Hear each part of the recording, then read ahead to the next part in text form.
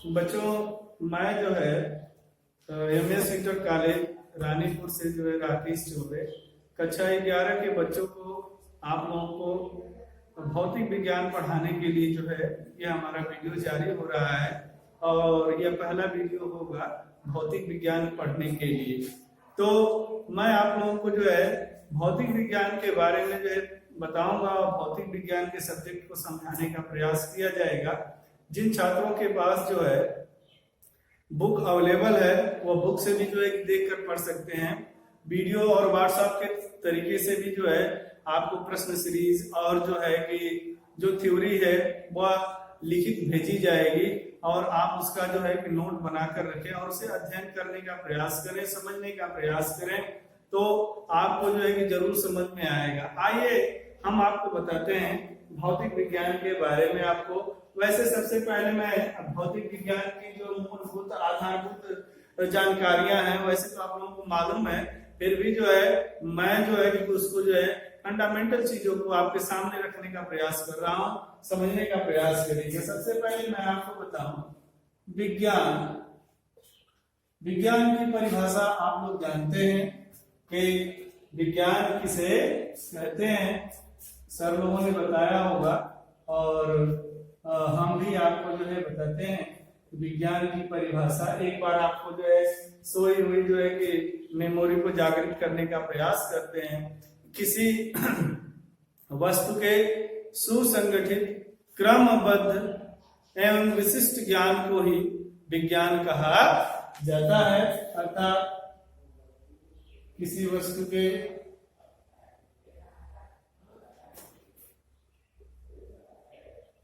सुव्यवस्थित सुसंगठित क्रमबद्ध ज्ञान को विज्ञान कहते हैं।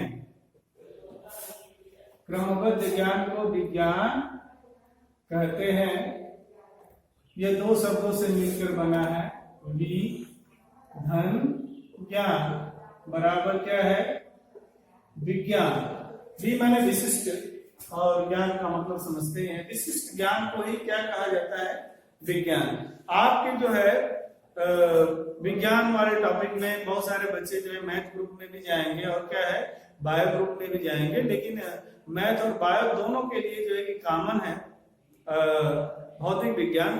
तो विज्ञान की बच्चों 3 मुख्य शाखाएं हैं। विज्ञान की शाखाएं कितनी है, 3। अर्थात विज्ञान का क्लासिफिकेशन किया जाए तो आपको मैं बताऊं कि इसको 3 भागों में बांटा गया है। भौतिक विज्ञान, दूसरा है हमारा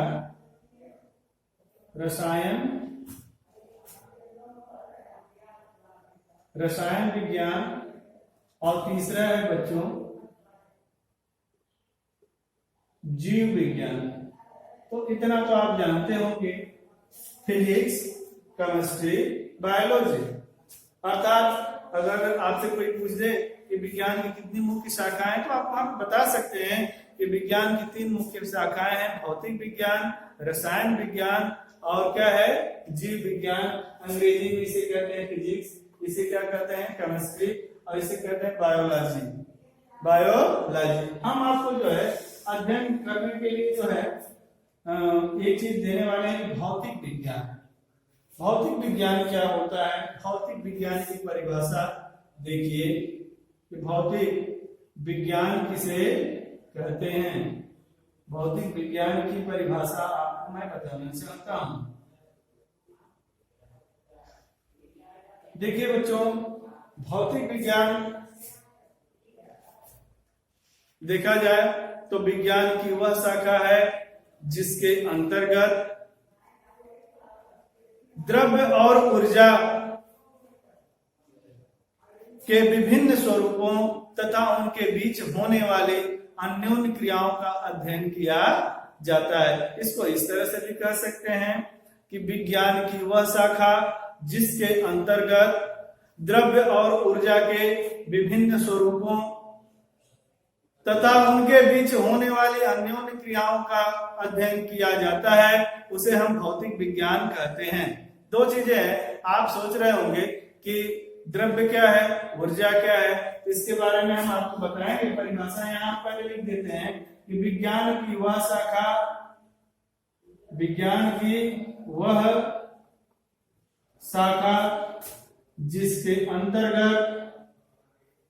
जिसके अंतर्गत द्रव्य और ऊर्जा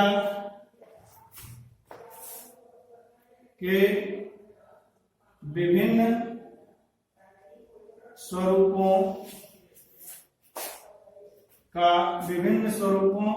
तथा उनके बीच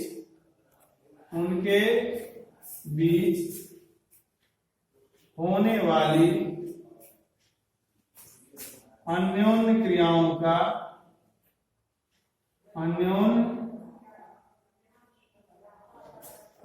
का अध्ययन किया जाता है। विज्ञान की वह शाखा जिसके अंतर्गत द्रव्य और ऊर्जा के विभिन्न स्वरूपों तथा उनके बीच होने वाली अन्योन्य क्रियाओं का अध्ययन किया जाता है, उसे भौतिक विज्ञान कहते हैं। भौतिक विज्ञान कहते हैं। बच्चों, एक चीज आपको दिमाग में जो है कि आ रही होगी कि द्रव्य क्या है। द्रव्य के बारे में आप जो है कक्षा 9 में भी पढ़े होंगे कि द्रव्य वह वस्तु है जो स्थान घेरती है, जिसमें भार होता है तथा जिसका अनुभव हम अपनी ज्ञानेंद्रियों द्वारा कर सकते हैं, उन्हें हम क्या कहते हैं, द्रव्य कहते हैं। जैसे लकड़ी, कंकड़, पत्थर, ईंटा, ये सभी चीजें द्रव्य हैं। ऊर्जा के बारे में आप जानते हैं, एनर्जी क्या है कि एनर्जी वास्तव में अगर देखी जाए तो इसको परिभाषित किया जाता है कि किसी वस्तु के कार्य करने की क्षमता को ऊर्जा कहते हैं।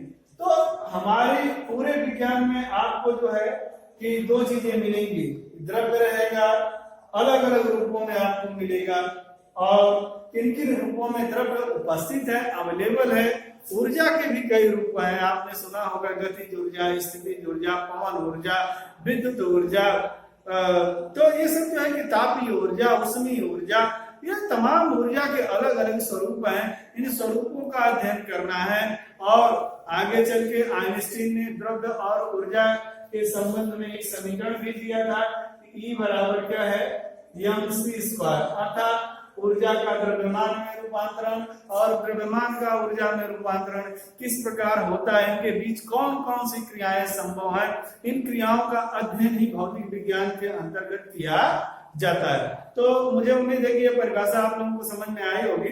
तो परिभाषा के बाद मैं आपको बताऊं कि भौतिक जीवन का, हमारे भौतिक जीवन में जो है भौतिक विज्ञान का जो है कि बहुत ही महत्वपूर्ण स्थान है बच्चों।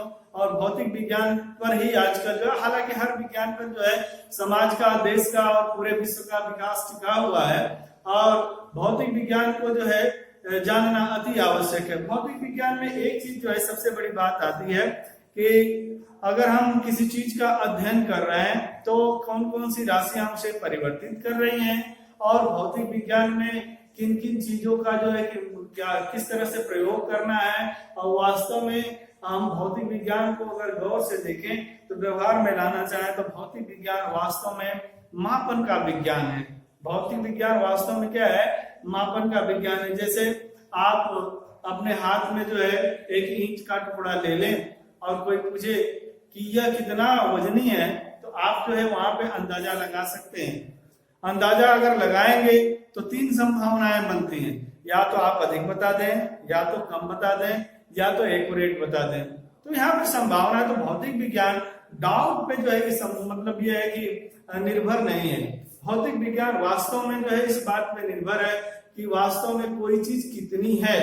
जब कोई चीज कितनी है तो इसका जो है कि जब मेजरमेंट किया जाएगा, मापन किया जाएगा, तभी जो है पता चल सकता है कि वह चीज कितनी है। जैसे मैं आपको बता दूं कि मार्केट में जाते हैं और चीनी पैसा देते हैं तो चीनी आपको क्या है, मिलती है, लेकिन मार्केट में इसका निर्धारण है कि कितना पैसा देंगे तो कितनी चीनी हमें क्या होगी, मिलेगी। उसी तरह से यदि आपके जेब में रुपए पड़े हुए हैं और आपने उसे जो है कि काउंट नहीं किया, मतलब मेजर नहीं किया है, तो आप बता नहीं सकते, ये कह सकते कि हमारे पास पैसे हैं। अब कितने पैसे हैं ये जानना बहुत जरूरी है।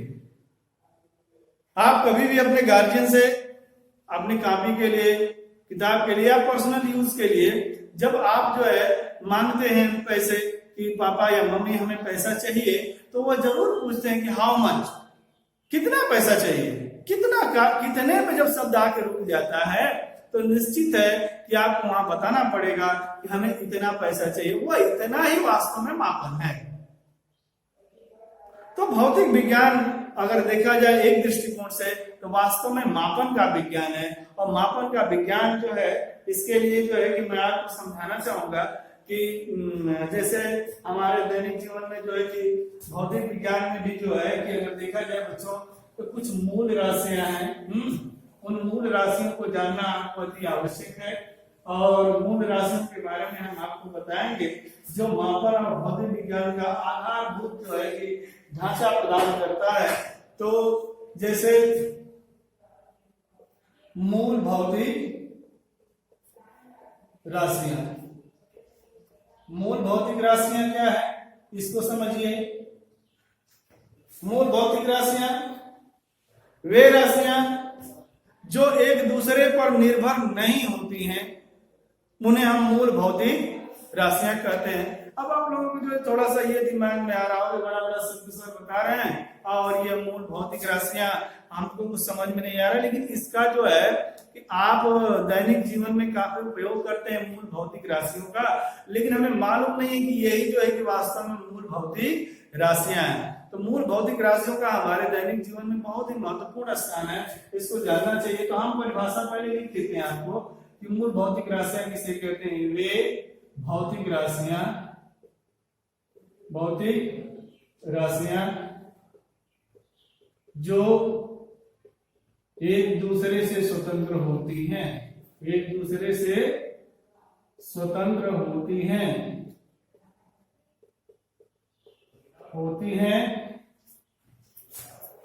उन्हें हम मूल भौतिक राशियां कहते हैं। उन्हें हम मूल भौतिक राशियां कहते हैं। तो मूल भौतिक राशियों की परिभाषा जब आपको मालूम होगी बच्चों, इसके बाद अगर हम देखें तो ये जो मूल भौतिक राशियां हैं यह वास्तव में हैं कितनी। तो मूल भौतिक राशियों के प्रकार हम देखें। मूल, देखिए ये बहुत ही आधारभूत चीजें हैं, आप लोग जो है कि आगे तक पढ़ जाते हैं लेकिन जो है बेसिक चीजें मालूम नहीं होती हैं। तो बेसिक चीज आपको जो है बराबर कंट्रोल में रहनी चाहिए। तो मूल भौतिक राशियों के बारे में जो है कि जानिए कि मूल भौतिक राशियों के प्रकार। मूल भौतिक राशियों के प्रकार में मैं आपको बताऊं, मूल भौतिक राशियां फिक्स है। 7 राशियां जो है मूल भौतिक राशियां। तो मूल भौतिक राशियां बच्चों कितनी होती हैं, अब दिमाग में आपके आ गया होगा कि अगर आपसे कोई पूछ दे कि बेटा मूल भौतिक राशियों क्वेश्चन क्या बताइए, तो मूल भौतिक राशियां जो है 7 हैं। 7 प्रकार की होती हैं जिनका आप दैनिक जीवन में जो है काफी उपयोग करते हैं इन शब्दों का। पहले आपको मैं बताऊं कि जैसे मान लीजिए कोई भी आगे पीछे हो जाएगा उसमें कोई दिक्कत नहीं है। द्रव्यमान, दूसरी मूल भौतिक राशि लंबाई। आपने द्रव्यमान का नाम सुना होगा कि ये कितना वजन है इसका द्रव्यमान कितना है। आप लंबाई वाला शब्द जो है बराबर सुने होंगे कि लंबाई, वह देखो कितना लंबा है, वह देखो जो है कि आप कितना मीटर लंबा कपड़ा लग सकता है, कितना जो है कहने का मतलब है कि मीटर जो है कि लंबाई का जो है कि हमें जो है कि कमरा चाहिए, या कितना मीटर लंबा जो है कि तंबू है। तो तमाम लंबा शब्द जो है आप लोगों ने जो है दैनिक जीवन में जो है बराबर सुना होगा। तो 2 भौतिक राशियां तो आपको जब बैठ गई होगी दिमाग में कि द्रव्यमान, लंबाई और समय का भी काफी उपयोग करते हैं कि काफी समय हो गया आपका स्कूल नहीं चल रहा है, यह भी है। तो समय से चर्चा होती रहती है कि देखिए 2 दिन चला गया, 4 दिन चला गया। 3 मूल भौतिक राशियां आपको दिमाग में बैठ गया, द्रव्यमान, लंबाई, समय। चौथी मूल भौतिक राशि जो है कि ताप, पांचवी मूल भौतिक राशि जो है विद्युत धारा, विद्युत धारा। छठवीं मूल भौतिक राशि जो है ज्योति तीव्रता, ज्योति तीव्रता। सातवां जो है पदार्थ की मात्रा, पदार्थ की मात्रा। तो एक बार फिर से ध्यान में रख लें कि कितनी मूल भौतिक राशियां बच्चों, 7 याद होनी चाहिए। द्रव्यमान, लंबाई, समय, ताप, विद्युत धारा, ज्योति तीव्रता, पदार्थ की मात्रा। अब मैं आपको बताऊं कि इन मूल भौतिक राशियों के अलावा अगर कोई अन्य भौतिक राशि अगर भौतिक विज्ञान में आपको दिख जाए तो वास्तव में जो है वो व्युत्पन्न भौतिक राशि होती है। तो मूल भौतिक राशि के बाद आपको मैं बताऊं कि व्युत्पन्न भौतिक राशियां। तो भौतिक राशियां दो प्रकार की हो गई, पहली मूल भौतिक राशि और दूसरी क्या होगी बच्चों, व्युत्पन्न भौतिक राशि, डेरिवेटिव। तो डेरिवेटिव क्या है, व्युत्पन्न भौतिक राशियां जो है वास्तव में मूल भौतिक राशियों की सहायता से ही प्राप्त की जाती हैं।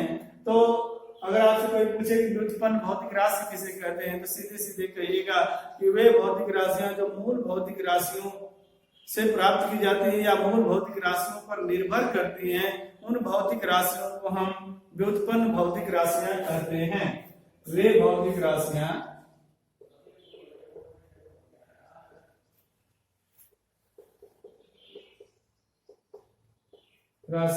जो मूल भौतिक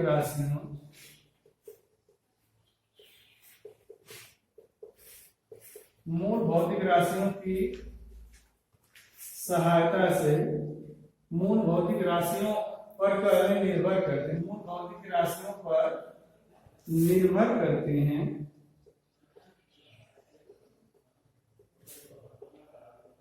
उन्हें व्युत्पन्न भौतिक राशियां कहते हैं, व्युत्पन्न भौतिक राशियां कहते हैं। बच्चों मूल भौतिक राशियां तो गिनी चुनी हुई हैं, व्युत्पन्न भौतिक राशियां बहुत सारी हैं। तो यदि आप जो है मूल भौतिक राशियों को याद कर लें तो व्युत्पन्न भौतिक राशियों को बड़े आराम से जो है कि समझ सकते। जैसे मैं यह कह दूं कि वेग एक भौतिक राशि है, वेग एक भौतिक राशि है। तो इस प्रश्न का जवाब आपको मैं प्रश्न ये बनाता हूं कि बताइए ये जो वेग है यह मूल भौतिक राशि है कि व्युत्पन्न भौतिक राशि। तो व्युत्पन्न भौतिक राशि से मैच करा दीजिए कि द्रव्यमान है, लंबाई है, समय है, ताप, विद्युत धारा, ज्योति तीव्रता, पदार्थ की मात्रा, इन सातों में से कोई अगर नहीं दिख रहा है तो निश्चित है कि वेग जो है कि मूल भौतिक राशि नहीं हुई। मूल भौतिक राशि नहीं है फिर भी ये भौतिक राशि है, तो कौन सी भौतिक राशि होगी, व्युत्पन्न भौतिक राशि। तो वेग है, त्वरण है, कार्य है, ऊर्जा है, संवेग है, आवेग है, बल है। ये सब कैसी भौतिक राशियां हैं। अगर मूल भौतिक राशियों के अलावा अन्य कोई भौतिक राशियां बच्चों अगर आपको दिख जाती हैं तो निश्चित है कि वह मूल भौतिक राशियां नहीं बल्कि कौन सी हैं, व्युत्पन्न भौतिक राशियां। तो मेरे हिसाब से आप लोग ये समझ चुके होंगे। अब वो अंतर करने का समय बिल्कुल आ चुका है कि हमारा स्टूडेंट इस चीज को पहचाने कि वास्तव में कौन सी मूल भौतिक राशि है और कौन सी क्या है, व्युत्पन्न भौतिक राशि है।